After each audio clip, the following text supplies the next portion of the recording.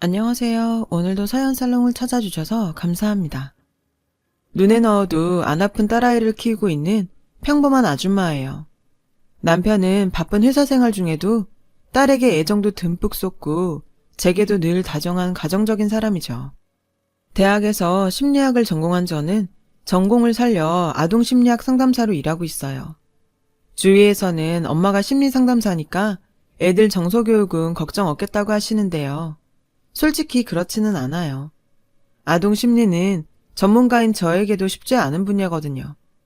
아이들마다 성향이 다르고 환경과 성격도 달라서 저도 아이를 키우면서 당황할 때가 한두 번이 아니었거든요. 하지만 저에게는 아이를 키우는 것보다 더 어려운 일이 있었어요. 바로 아기를 갖는 것이었죠. 그럼 지금부터 저와 제 딸의 출생에 대한 이야기를 시작해 볼게요. 제 딸은 올해 초등학교에 입학을 했어요. 적응을 잘할까 걱정했던 우리 부부의 염려와는 달리 딸아이는 유치원보다 100배는 더 좋다며 신이 났더라고요. 그 모습에 저는 한시름 놓을 수 있었죠. 우리 딸은 자기 일도 똑부러지게 하고 집안일도 잘 돕는 기특한 딸이에요. 하지만 저는 이렇게 예쁜 딸에 대해 막연한 두려움을 가지고 살고 있어요. 딸에게 털어놓아야 할 진실이 있거든요. 그건 바로 딸아이가 제가 낳은 친딸이 아닌 입양아라는 사실이에요. 우리 부부는 딸에게 직접 입양 사실을 알려주자고 이미 합의한 상태예요. 그 시기가 문제이긴 하지만요. 이런 결정을 하게 된 건 딸아이가 혹여 밖에서 자신의 출생에 대한 얘기를 접하고 상처받지 않을까 하는 노파심 때문이에요. 그래서 먼저 아이에게 진심을 담아 얘기해두려는 거죠. 더군다나 제 딸의 경우는 일반적인 방법으로 입양된 게 아니라서 진실을 밝히는 게 더 두렵고 힘든 상황이에요. 이 이야기를 하기 위해서는 저와 제 친구에 대해 이야기를 해야 할 것 같네요. 저에게는 초중고 시절을 함께 보낸 절친이 있어요. 소위 말해 간도 쓸개도 다 빼줄 수 있을 만큼 절친한 친구죠. 우리는 초등학교 1학년 때 같은 반이 되면서 친해졌어요. 저랑 성격도 잘 맞고 말도 잘 통했죠. 무엇보다 좋아하는 만화가 같았고요. 어린애들은 코드 하나만 잘 맞아도 바로 친해지잖아요. 우리가 바로 그런 경우였어요. 순정 만화를 좋아해서 방과 후 친구네 집에서 같이 보다가 절친이 되었거든요. 수첩에 스티커도 함께 모았고요. 반이 갈라져도 방과 후에 늘 같이 놀았고 서로 집에도 자주 놀러 가곤 했죠. 동네가 같다 보니 중고등학교도 같은 학교를 다닐 수 있었고요. 둘 다 외동딸이다 보니 친구지만 자매 같은 사이기도 했어요. 엄마들도 그런 점을 좋아하셨죠. 늘 같이 붙어 다니고 공부도 같이 하니 성적도 늘 비슷했어요. 그렇다 보니 대학도 같은 대학교에 들어가게 되었고요. 물론 과는 달랐지만요. 저는 심리학과에, 친구는 국문과에 들어갔거든요. 시간이 흘러 2학년이 되었고 하루는 친구가 저를 찾아와 그러더라고요. 같은 과 선배랑 연애를 하고 있다고요. 그동안 연애 사실에 대해 언질도 없던 터라 전 많이 당황스러웠어요. 그동안 저랑 친구는 사소한 일까지도 모두 터놓고 지내왔으니까요. 하지만 이렇게 된 거 축하해 주었죠. 대개 여자들은 연애를 시작하면 상대에 대한 얘기를 하루 종일 떠들기 마련인데 친구는 신기하게 만나는 남자에 대해 말을 아끼더라고요. 하지만 행복해 보여서 그런가 보다 하고 넘어갔어요. 나 오빠랑 결혼하고 싶어. 진짜 이렇게 의지할 수 있는 남자는 세상 어디에도 없을 것 같거든. 오빠라면 내 인생을 믿고 맡겨도 될 것 같다는 생각이 들어. 친구는 결혼에 대한 확신이 차 있었어요. 저는 아직은 나이가 어리니까 진지하게 생각하고 천천히 결정해도 늦지 않을 것 같다고 얘기해 주었어요. 그리고 2학년 2학기가 되었죠. 저는 종강한 직후에 동기를 통해 현재의 남편을 소개받아서 사귀게 되었어요. 그런데 3학년 올라가기 전 방학 때 친구 아버지의 소식을 듣게 된 거예요. 돌아가셨다고요. 급히 병원으로 옮겨졌지만 이미 늦은 상태였다더군요. 소식을 듣고 곧바로 친구네 집으로 달려갔더니 친구가 정신줄을 놓고 울고 있더라고요. 저도 친구를 끌어안고 같이 울었어요. 부모의 죽음은 누구에게나 아픔이 되겠지만 이런 경우엔 더더욱 그랬죠. 아버지가 스스로 이런 선택을 하시기까지 가족들 누구도 낌새를 채지 못했다더라고요. 그러니 친구도 친구 어머님도 충격이 클 수밖에요. 장례를 치르면서야 친구 아버지께서 도박에 빠져 계셨다는 사실을 알게 되었어요. 빚쟁이들의 난입으로 장례식장이 아수라장이 됐었거든요. 친구와 친구 어머니는 날벼락 같은 상황에 정신을 놓을 지경이었어요. 갚아야 할 빚이 모녀가 감당할 수준이 아니었거든요. 어수선한 분위기에 장례식도 제대로 못 치르고 끝이 났어요. 몇 달 뒤 친구는 자퇴서를 내고 말았죠. 이후 닥치는 대로 아르바이트를 구해 돈을 벌어야 했어요. 허구한 날 집으로 빚쟁이들이 찾아와 난동을 피웠고 그 와중에도 친구와 친구 엄마는 엄청난 빚을 갚기 위해 돈을 벌어야 했어요. 제가 할 수 있는 일이라고는 그저 친구 곁에서 위로해주고 밥도 제대로 못 챙겨 먹는 친구를 위해 반찬을 싸다 나르는 정도가 고작이었죠. 친인척과 지인들로부터 손절을 당한 모녀에겐 남은 건 저희 가족뿐이었죠. 이런 안쓰러운 상황에 저희 엄마는 제 손에 몇백만 원을 들려보내시기도 했어요. 하지만 밑빠진 독에 물붓기였죠. 빚은 갚아도 줄지 않았고 상황은 절망적이었죠. 그런데 친구 아버지 일주기를 앞두고 상황이 바뀌었어요. 그동안 일하느라 연락이 뜸했던 친구가 제게 만나자고 연락을 했더라고요. 약속 장소로 나가보니 그 사이 친구의 얼굴이 많이 밝아져 있더라고요. 다행이다 싶기는 했지만 왠지 걱정이 되기도 했어요. 그동안 돈 아낀다고 자판기 커피도 제대로 못 마시던 친구가 글쎄 커피며 피스 케이크까지 잔뜩 시켜놨더라고요. 그리고는 대뜸 이러지 뭐예요? 현진아, 나 결혼해. 상견례도 마쳤고 바로 식 올리기로 했어.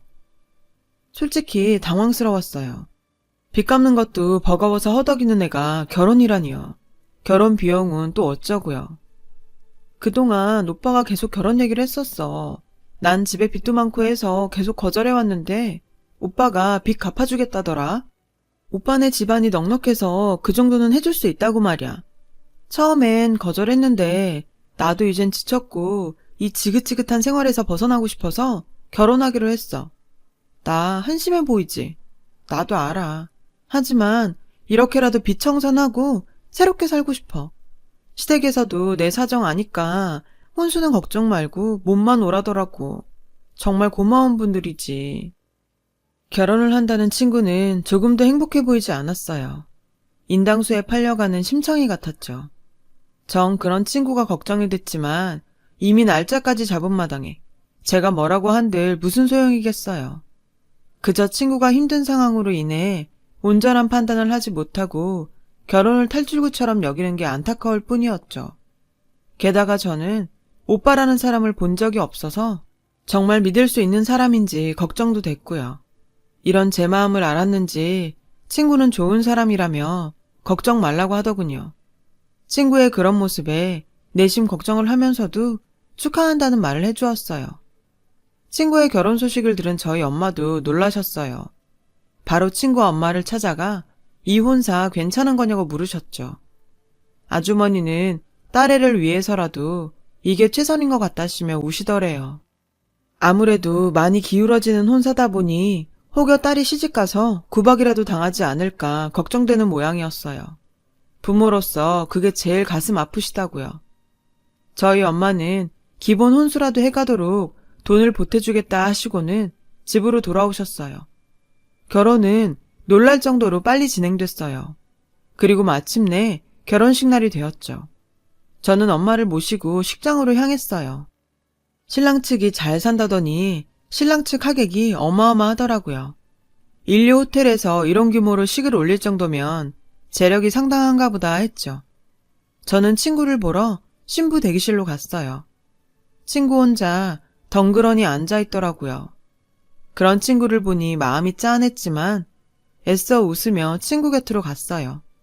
절 보자 친구는 환하게 웃더군요.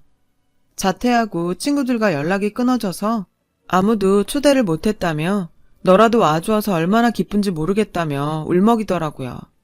걱정과 달리 친구의 결혼식은 다행히 잘 끝났고 저도 조금은 마음을 놓게 되었죠. 그런데 신혼여행에서 돌아오고 얼마 뒤부터 친구가 변해버렸어요.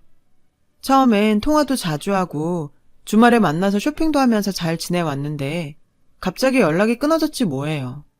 문자를 보내도 피곤해서 집에서 쉬겠단 말만 하고 왠지 저를 피하는 것 같았어요. 그렇다고 결혼한 친구 집에 함부로 찾아갈 수도 없어서 친구가 먼저 연락을 할 때까지 기다릴 수밖에 없었어요. 그래도 그동안 짧은 통화나 문자 정도는 나눌 수 있던 친구가 반년 정도 지나자 전화도 안 받고 문자에 답도 없더라고요.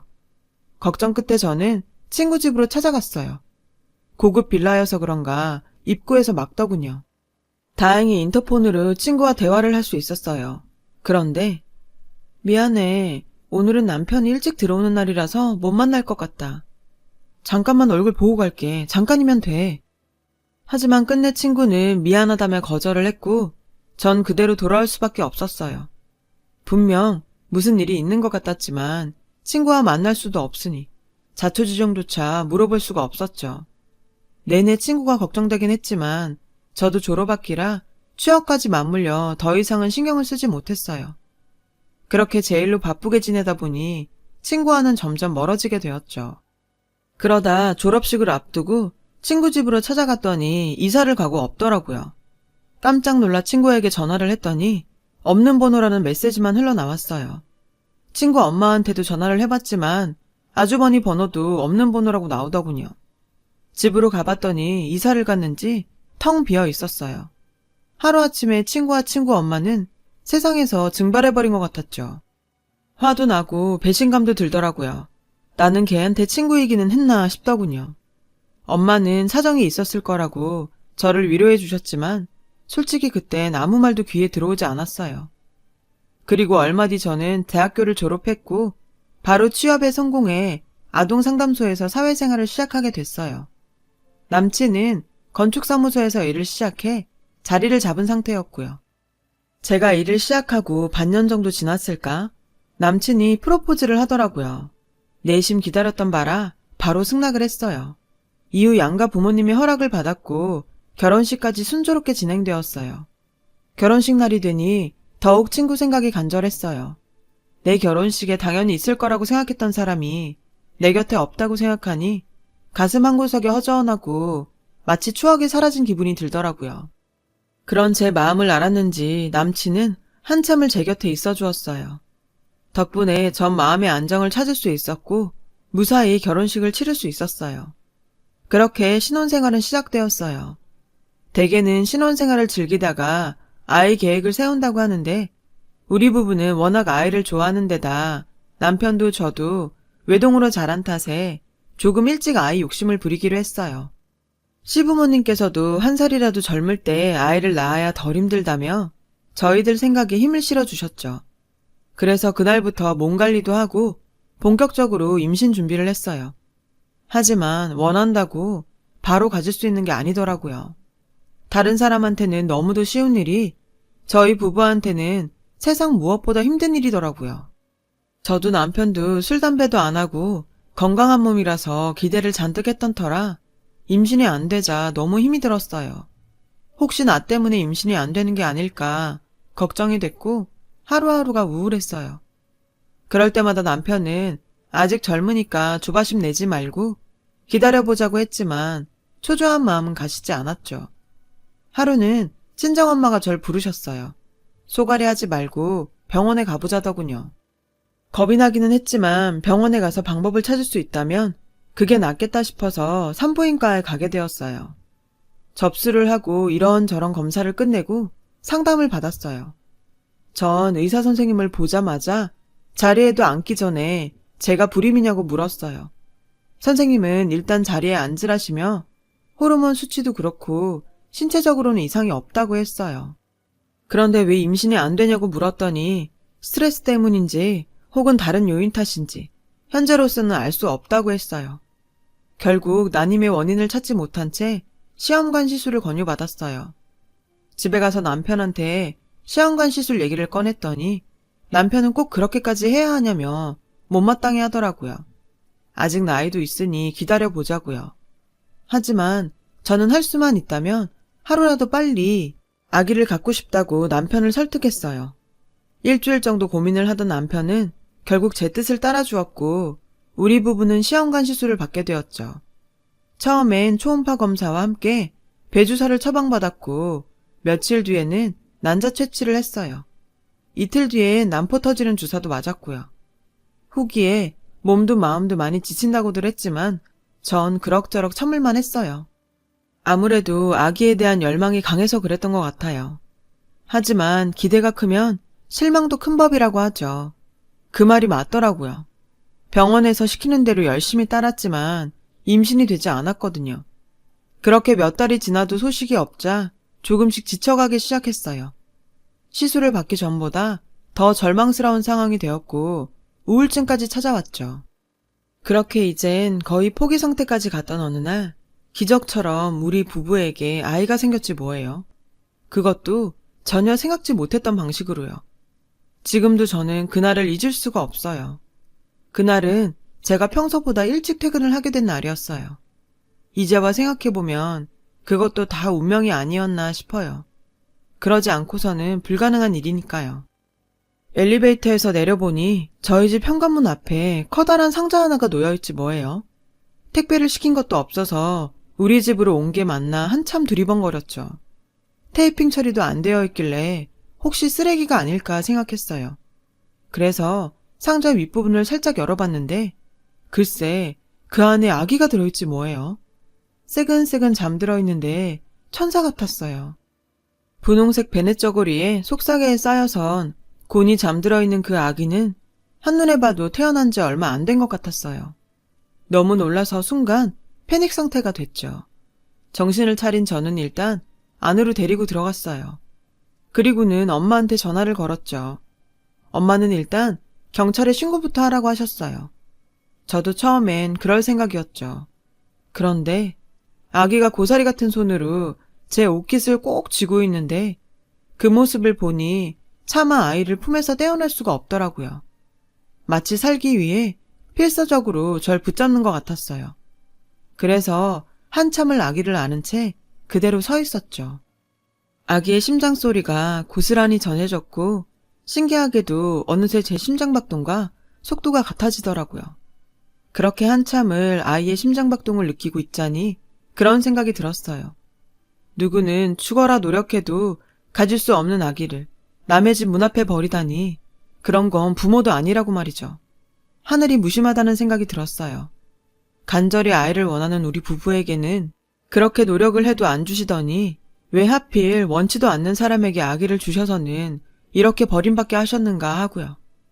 처음부터 저희에게 주셨더라면 이런 일은 없었을 거 아니에요.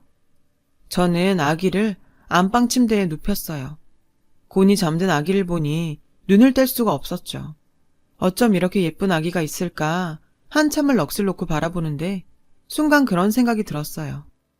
어쩌면 아기를 갖지 못하는 우리 부부를 위해 하늘이 점지해준 아기가 아닐까 하고요. 솔직히 남의 집 대문 앞에 아기를 버렸다는 건 출생신고가 되지 않은 아기일 확률이 높잖아요. 입양법이 바뀌어서 출생신고가 되지 않은 아기는 입양조차 할 수 없기에 남의 집 대문 앞에 버렸을 테니까요. 엄마 말대로 경찰에 신고를 해봤자 아기는 시설에서 살아야 할 운명이었죠. 그럴 바엔 우리 부부가 아기의 부모가 되는 게 낫겠다는 생각을 했어요. 그래서 경찰에 신고를 미루고 남편이 퇴근해서 돌아오기만을 기다렸죠. 인간이야? 자기 자식을 버리다니. 남편은 아기를 보자마자 울분을 참지 못하더라고요. 눈에 넣어도 아프지 않을 이 어린 걸 어떻게 버릴 수 있냐며 얼굴도 모르는 아기 부모를 향해 독설을 날렸죠. 전 그런 남편한테 제 생각을 전했어요. 그러자 남편은 잠시 말이 없더라고요. 표정으로 봐서는 자신도 그러고 싶은 마음이 있는 것 같았어요. 젖병을 물고 있는 아기에게서 눈도 떼지 못했거든요. 그 모습을 보니 용기가 나더라고요. 혹시 나중에 부모가 찾으러 올 걸 대비해서라도 시설에 보내는 것보다는 우리가 키우고 있는 게 낫지 않을까? 안 오면 우리가 계속 키우면 되고. 제 말에 남편은 흔들리는 것 같았어요. 자신이 생각해도 아기를 시설에 보내는 것보다는 그 편이 나을 것 같다더군요. 그래, 그럼 일단은 우리가 맡아서 키우자. 이후의 일은 나중에 처리하고. 그렇게 우리 부부는 집 앞에 버려졌던 아기를 키우게 되었어요. 처음 몇 달은 혹시 아기 부모가 찾으러 오지 않을까 전전긍긍하며 보냈죠. 그렇게 반년이 지나고 1년이 지나도록 아기 부모는 오지 않았어요. 그러는 사이 우리 부부는 아기에게 이름도 지어주고 완전한 부모-자식 관계가 되어버렸죠. 그렇게 1년이 지난 어느 날 저희는 양가 부모님과 상의 끝에 아기를 호적에 올리기로 했어요. 법적으로 온전히 저희 딸이 된 거죠. 처음엔 누구 자식인지도 모를 아이에게 거부감을 느끼던 부모님들은 나날이 자라는 딸아이를 보며 서서히 마음을 열어주셨어요. 부족한 저를 대신해 육아에 많은 도움도 주셨고요. 그렇게 우리 부부와 아기는 가족이 되어갔습니다. 육아는 생각만큼 쉽고 간단한 일은 아니었어요. 아기의 생활 패턴에 맞춰 살아야 했기에 밤낮 없이 뜬 눈으로 보내야 하는 시간이 많았으니까요. 그럼에도 하루하루가 행복했어요. 남편도 퇴근하면 현관에 들어서는 순간부터 딸아이를 찾을 정도였고요. 비록 내 배로 낳은 아이는 아니었지만 마음만큼은 분명 우리 딸이었어요. 딸아이는 건강하게 무럭무럭 잘 자랐고 집안 분위기도 전보다 훨씬 밝아졌어요. 모처럼 집안에 아기 우는 소리가 들리자 웃을 일도 많아졌고 저도 남편도 생활에 활력이 생겼어요. 언젠가 한 번은 시아버님이 저희 딸을 안아보시며 이러시더라고요. 세상에 어디서 이런 복덩이가 왔노. 딸아이가 없었더라면 지금의 이런 기쁨도 없었을 거라며 당시 저희의 선택을 지지해 주셨죠. 어느덧 딸아이는 3살이 되었어요. 저는 친정엄마와 시어머니의 도움으로 다시 일도 시작하게 되었어요. 그러던 어느 날 출근 준비를 하고 딸을 데리고 친정집으로 향하려는데 누군가 밖에서 문을 두드리더라고요. 문을 열어보니 처음 보는 남자가 밖에 서 있었어요. 마침 남편은 먼저 출근을 한 터라 저는 조금 긴장이 되었죠. 누구냐고 물었더니 김현진 씨인가요? 하고 대묻더군요. 그렇다고 했더니 남자가 잠시 뜸을 들이다가 그러는 거예요. 저 서윤희 씨 남편 되는 사람입니다. 깜짝 놀랐어요. 제 친구 이름이었거든요. 게다가 이 남자는 제가 아는 친구 남편이 아니었어요. 저는 거짓말 말라고 했죠. 남자는 2년 전 재혼을 했다더군요. 저는 일단 친구 안부부터 물었어요. 어디서 어떻게 살고 있는지를요. 그러자 남자는 어두운 표정으로 말없이 제 딸아이를 보더라고요. 순간 기분이 꺼림직해서 전 딸아이를 제 뒤로 숨기고는 출근을 앞두고 있던 터라 시간이 없으니 나중에 따로 연락을 하겠다고 했어요.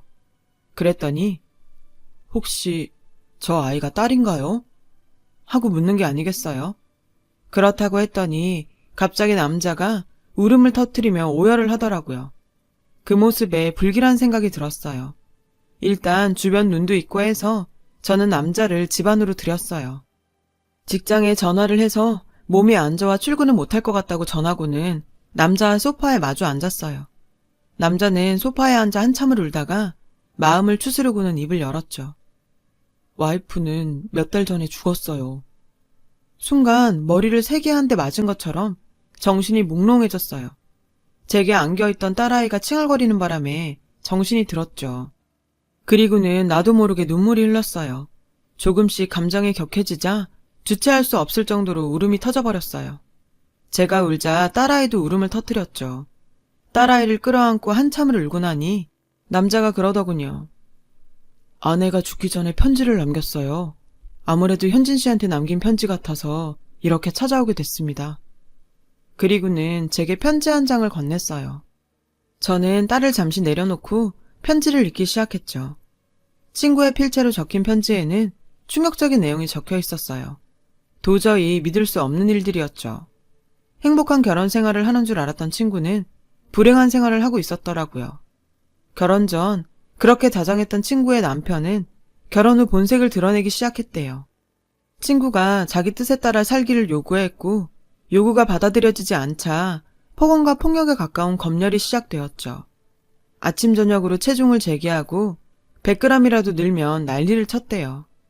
옷도 남편이 골라주는 옷만 입을 수 있었고 립스틱 색깔도 남편이 원하는 색만 바를 수 있었죠.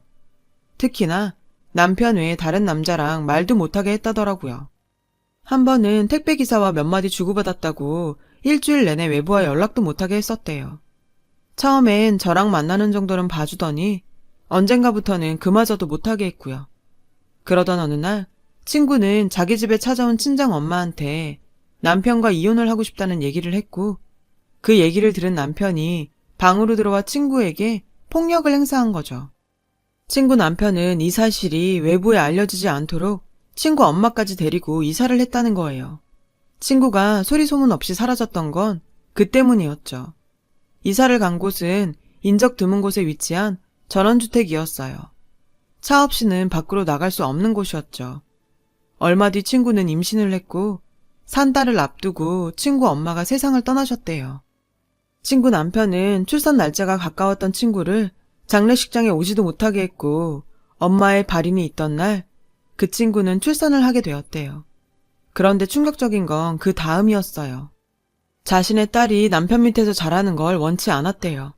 그래서 조리원에서 아기를 데리고 도망쳐 나와 딸아이를 다른 곳으로 옮겼다고 하더라고요. 믿을 수 있는 건 현진 씨 뿐이었대요. 그래서 현진 씨 집 앞에 아기를 놓고 왔다고 하더군요. 그 말에 전 들고 있던 편지를 바닥에 떨어뜨렸어요. 제 딸의 생모가 제 친구였다니 믿을 수가 없었거든요. 그런데 왜 저한테 직접 안 오고 아기만 두고 간 거죠? 사정을 말했더라면 제가 친구를 도와줄 수 있었을 텐데. 그랬다간 전 남편한테 들킬 것 같아서 딸을 지키라고 말을 안 했다고 하더군요. 친구는 딸아이를 저희 집 문 앞에 두고 혹여 남편한테 뒤를 밟히지 않을까 싶어 바로 동네를 떠났다고 해요. 남편을 피해 서울을 떠나 부산으로 향했고 거기서 지금의 남편을 만났고요. 전 남편과 이혼을 하고 떠난 게 아니라서 혼인신고는 하지 못했다고 했어요. 마음의 안정을 찾게 된 친구는 잦은 복통으로 병원을 찾게 됐고 대장암 진단을 받았죠. 발견 당시 이미 많이 진행된 상태라 수술은 불가능했대요. 집에서 반년가량 투병 생활을 하다가 잠든 것처럼 세상을 떠났다고 하더군요. 친구 남편은 49제를 마치고 친구의 짐 정리를 하다가 편지를 발견했고 그 길로 저를 찾아온 거였어요. 자신이 죽으면 저를 찾아가 고맙다는 말을 전해달라고 했던 친구의 유언을 따르려고요. 친구 남편은 제 딸아이를 한참이나 바라보다가 돌아갔어요. 생각지도 못했던 사건의 전말을 듣게 된 저는 하루 종일 아무것도 할 수 없었어요. 퇴근 후 집에 돌아온 남편은 우리 딸의 생모가 제 친구였다는 얘기를 듣곤 역시나 놀라서 아무 말도 못하더군요. 그 주 주말 우리 부부는 딸아이를 데리고 부산으로 내려갔어요. 그리고 친구 남편과 함께 친구가 있는 낙골당으로 갔어요. 친구의 유골함 앞에서 펑펑 우는 절 보며 딸아이도 함께 울었고 전 환하게 웃고 있는 친구의 사진 앞에서 마음속으로 빌었어요.